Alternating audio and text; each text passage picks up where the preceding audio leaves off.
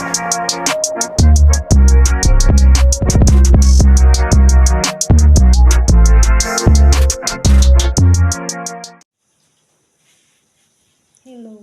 good morning po. Gusto ko lang po siya ang napakagandang blessing na dumating sa buhay ko. At magpapasalamat na rin po ako.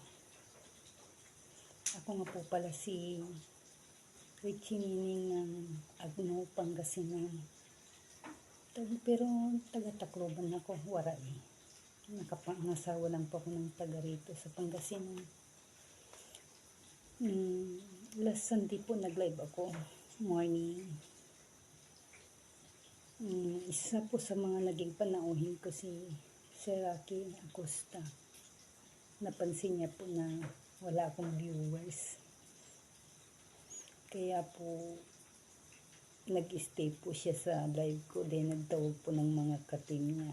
Kasi salamat po. A few moments later.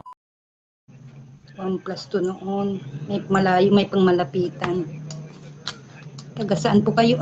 Taga Tacloban po ako, sir. Pero sa ngayon dito pa ako sa Agno, Pangasinan. Dahil dito po yung dito po yung napangasawa ko, sir. Ang pinaka-the best na blessing ko po doon ay una-una po napansin niya po, hirap ako magbasa. Totoo po yung hirap ako magbasa. Dahil ito po yung gamit kong eyeglass. Ito po yung eyeglass na binili ko sa palengke natin, 50. Yun ay tanong nga po ni sir, bakit hirap ako magbasa? Tinanong niya kung itong gamit kong eyeglass ay may grado. Ang sabi ko naman po, wala. Kasi binili ko nga lang po sa palengke.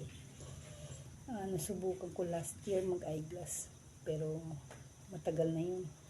Siguro 2 years ago. Hindi pala last year. Yes po, may hilo po kayo. Kasi focus po pag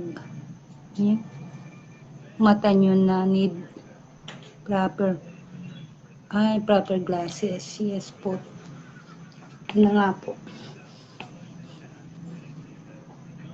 No choice lang po talaga. Nagganitong mata ko dahil sa stroke nga po ako. Kaya binaliwala ko na rin, siguro epekto na. Pero ngayon napansin ko may pagbabago. So nung Sunday, sabi ni Seraki na dapat yung suot mong eyeglass angkop sa mata mo, mahirap na yan. Mas lalong masira ang mata mo. Wala na, gasgas na.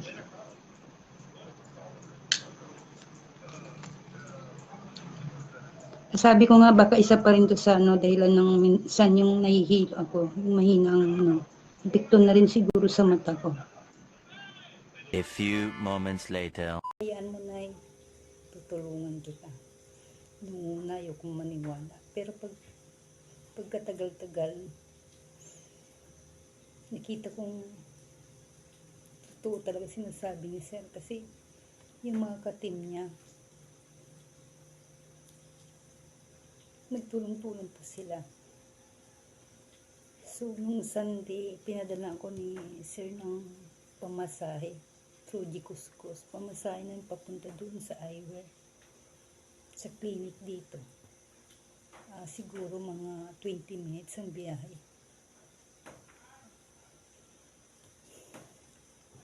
Yung una niyang pinadala ni Seraki, yung pamasahe namin, mag-ina.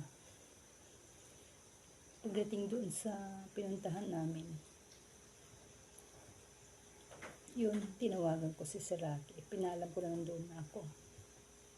Nagtingin ako ng mga eyeglasses doon. May mura. Pero ang sabi ni Seraki, na yung gamitin mo yung matibay na, yung quality. Sabi ko, sir, ang mahal. Ayos lang yun na, sabi niya sa akin. Kaya sobrang hindi ko alam ang maramdaman ko noon na basta hindi ko ma-explain. Kaya ang ginawa ko, binigay ko dun sa doktor na titingin sa akin. Naririnig ko, sabi ni Seraki, Dok, bigyan mo si nanay ng eyeglass na quality. Yung sasaya siya, yung lilinaw ang paningin niya. Sus, halos lumundag ako sa tuwa nun. Hindi ko maintindihan ang feelings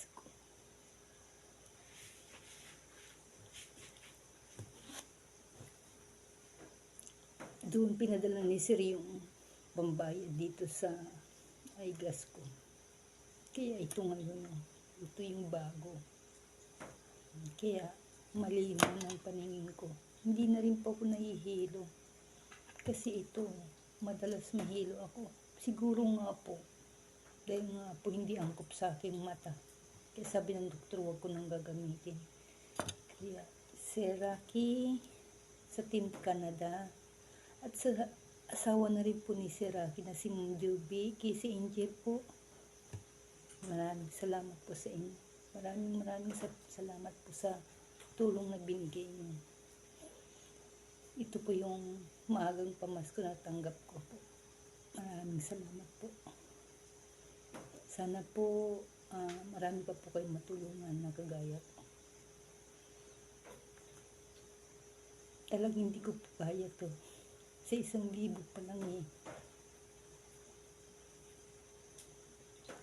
Hirap na ako.